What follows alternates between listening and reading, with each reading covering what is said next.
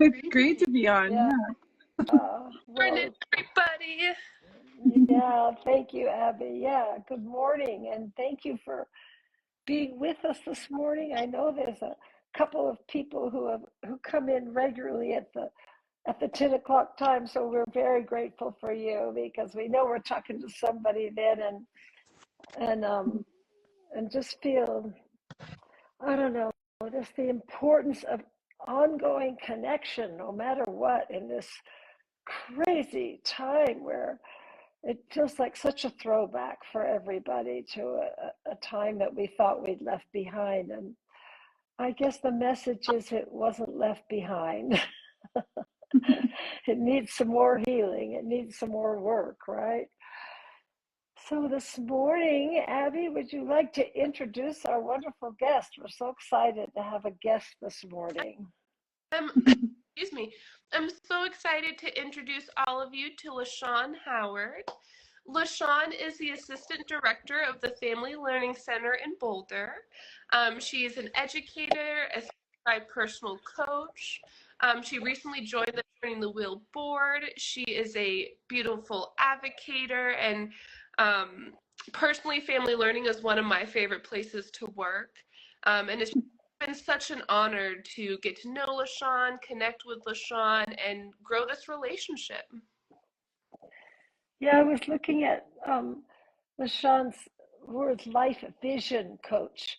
I thought that was such a beautiful phrase. You know, there's coaching in terms of how do we navigate, you know, getting dinner on the table, but then there's the visioning, and I think that's what we're being called into right now. So Abby and I had a beautiful talk with LaShawn about vulnerability, which is something that everybody's struggling with right now, either not being vulnerable or feeling too vulnerable or worrying if it's okay to be vulnerable and all those things, right? So we're going to come back because LaShawn connected twice, connected that immediately to connection and for us. And so I'm excited for you to hear her wisdom around this. And so let's follow that lead and do a little connecting together before we talk so that we can actually arrive here in this moment in our bodies and over again, you know, no matter which meditation teacher I'm listening to or which guru, it's always the same thing. It's like, can we arrive in the moment we're in? And it's not that easy because the amygdala, the fight or flight response, the frontal lobe just keeps us going, right? So, yeah, let's just take some nice, deep, beautiful breaths. And I say beautiful not because there's a certain way they should look, but because the body is such an amazing thing that it will just let us breathe, right? If we just tune into that. So I like to do the thing we've talked about, where as I exhale, I ride that breath into the interior of my body. So it's like I breathe in, and as I breathe out, I follow that breath like a wave right into my body, into that landscape that's inside me. And I soften into that, letting all the contractions just rest. So breathing in and riding that wave right down into your body.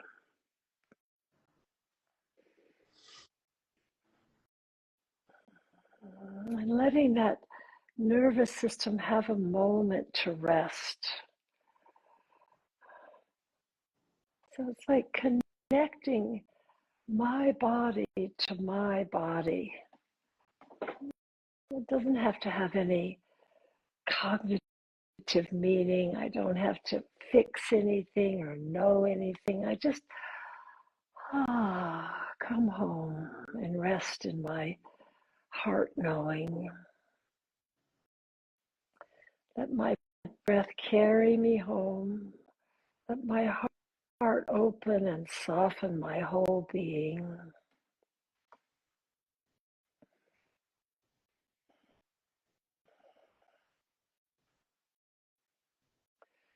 And as I rest there, I want to just feel my energy grounding. As we navigate fear and vulnerability and confusion and chaos, it's grounding that gives us resilience and strength, grounding in this moment. So we're just dropping in, resting and softening and allowing our energy, allowing that electrical nervous system to ground deeply into the earth where all that nourishing is available to us. Where we find our strength.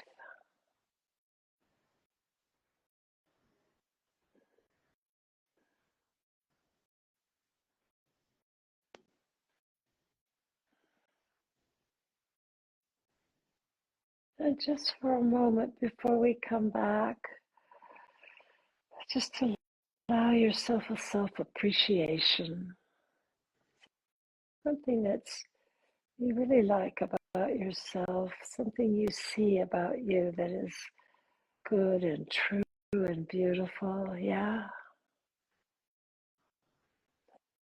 As we tune in to loving ourselves, to appreciating ourselves, our connection to others is purified.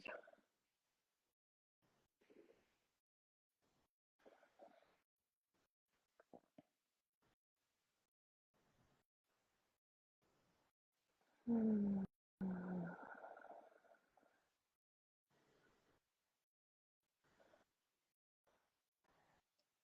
then bringing that grounded sense of your own resilience, your own strength, and your own wisdom of your heart. Let's come back together. But we don't just have that when we're over here with our eyes closed, right? We bring it back into our lives.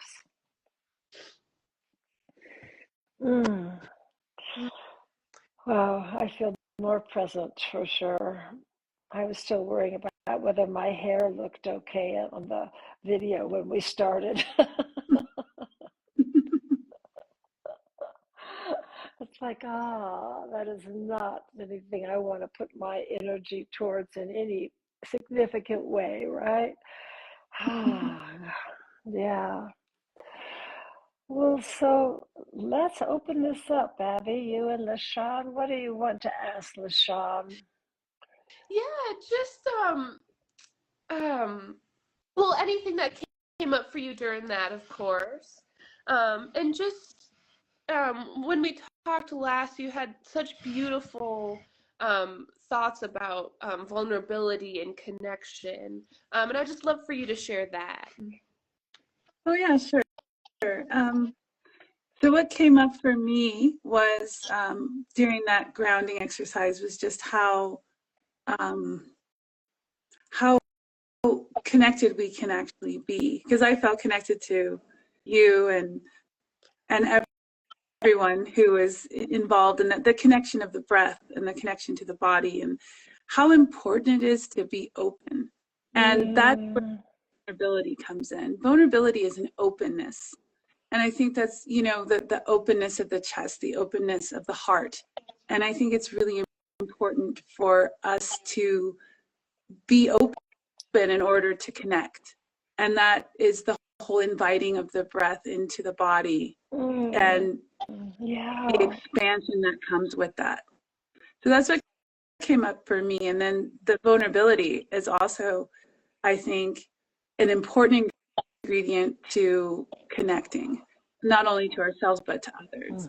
But it can be also a very exposed and scary feeling as well. Yeah. And so I think that there is some responsibility of community and also the people around us to be mindful of that being vulnerable is something that can be scary. And what we can do when we see someone vulnerable is one thing that I find is just to be present, be completely present with that person and not try to change or fix or rush through or, you know, dictate how it's going to play out, but just to be present and breathe. Breathing is really important when it comes to that kind of thing, you know. Breathe so that you can keep yourself calm and centered and grounded, so that when someone is vulnerable in your presence, you can allow that. Wow, allowing vulnerability. Whew. I mean, I didn't really think about that, LaShawn, until you said it, but their vulnerability can scare me. And so I have to change them, you know, as opposed to coming into my own groundedness, you know, that's really good. Just knowing that, yes, we are vulnerable, you know, that is just the way it is. So, well, you mentioned something last time about mirroring, which was really powerful. Would you be willing to speak a little about that? Yeah, well, I think that, you know, our mirror neurons really are what help us connect as well.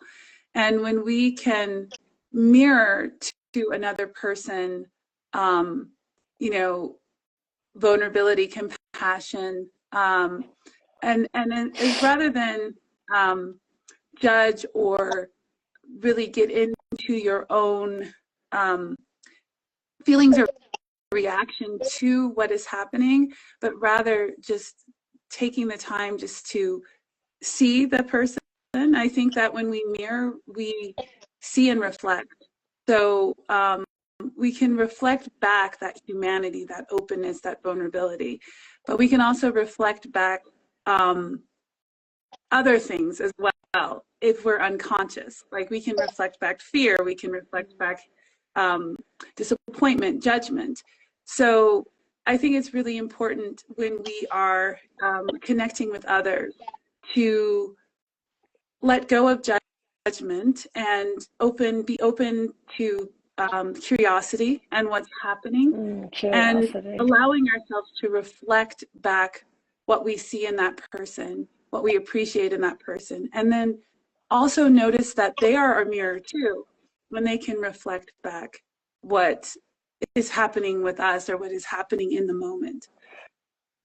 Wow, it's a powerful thing to play with, isn't it? I've been thinking about it a lot since you mentioned it in our earlier conversation, like even mirroring myself, you know, that sense of really looking inward at myself from a sense of an external eye looking in, instead of always the same story. It opens up new thoughts, and yeah, I think I can remember it used to, people talk about stepping in somebody else's body, in their feet, standing in their feet. And that's good, but mirroring brings that home to me in a different way. You know, it's a little bit more active, you know, it's like, and so then we come back to looping. If I'm looping my energy out there and then bringing it back and then putting it out and bringing it back, now we have a real connection. So that's beautiful. It's a beautiful concept. Well, do you have a story of when you mirrored somebody or saw something or switched a perspective you had, that things changed for you in your life or in today or in a moment? I do have a recent conversation that I had with a mentor, and we were talking about leadership, and it was actually that mentor reflected something back to me, and I was able to, it was almost like looking into a mirror, where he essentially repeated back what I had said. And when he did that, it not only was a chance for me to look at my own perspective of the situation, because he was essentially repeating what I had said, but in his own words. And it allowed, it offered clarity. And being in a space of learning and wanting to receive wisdom, knowledge from the mentor, I was able to see the situation in a different way. And there was a lot of clarity to that and levity, because at the time I was talking to him and I was really very judgmental of myself as a leader.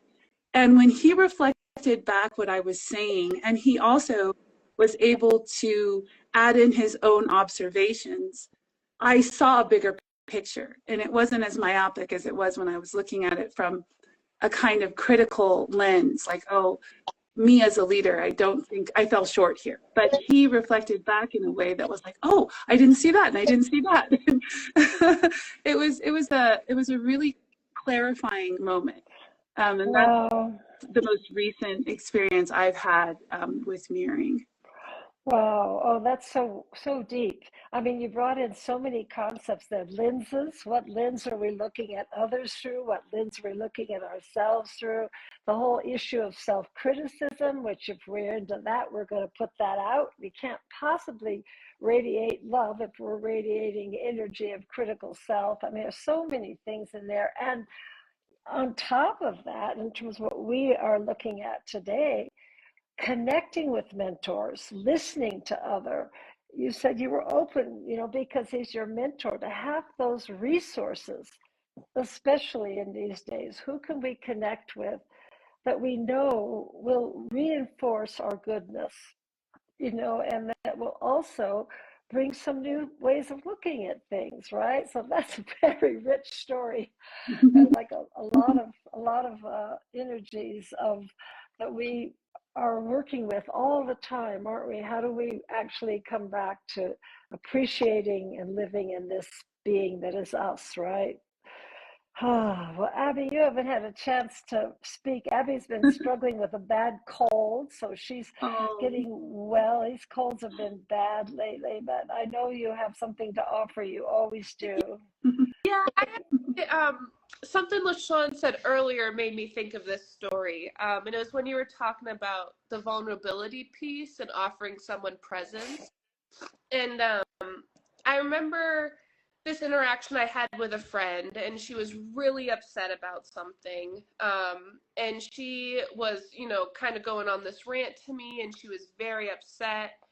And I remember while she was talking, there was times that I was getting defensive, like, wait, no, that's not right, inside my head, or times I had fear, like, oh no, she's not gonna, whatever, and I just noticed all these different times as she was talking, but I just stayed silent, I just stayed present, I just stayed with her.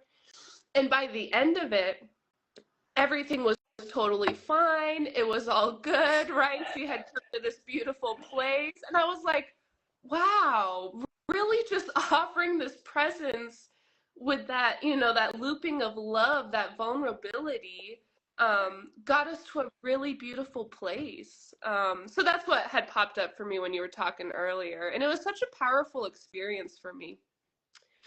That's really beautiful. Yeah. really is. Yeah. Did you want to say something about that, LaShawn? Oh no, I was just reiterating that was really beautiful. The her going through the course of her emotions, and Abby just being there and present, and feeling, but allowing as well. So there was a little bit of push and pull, but that you were able just to give her that space, and that you ended up in such a beautiful place. That's a wonderful story. Yeah. I mean, a whole lot of our conscious body coaching training is about allowing people to find their own arc and witness them as they find their solution. If they can have that space, often they figure out what they wanted to, quote, figure out. That's another whole thing, is letting go of figuring out, right? And just coming back to feeling. So, well, I think LaShawn's opened up about 25 things we could talk about today. We're out of time, but I'm really grateful for your time, because one thing Abby didn't mention is that LaShawn is out in the community acting all the time and on many boards, and working hard to keep the Family Learning Center funded and up and running for these youth that are so absolutely growing and blooming in that environment. And a big part of what we're doing at Family Learning Center with LaShawn is allowing the kids to show up just as they are, and play and manifest, and so I'm so grateful for all that you do, LaShawn, in terms of continuing the action, which, you know, we have to find right now at this time, our places of action. And it doesn't have to be big. It just needs to be centered in our own truth. Yeah. All right. This was really rich. Thank you so much, LaShawn. And thank you, Abby. Get well. And we'll see you all next week. And any comments, any questions, we love it. Talk to us, okay? Thank you so All much. right. Thank you.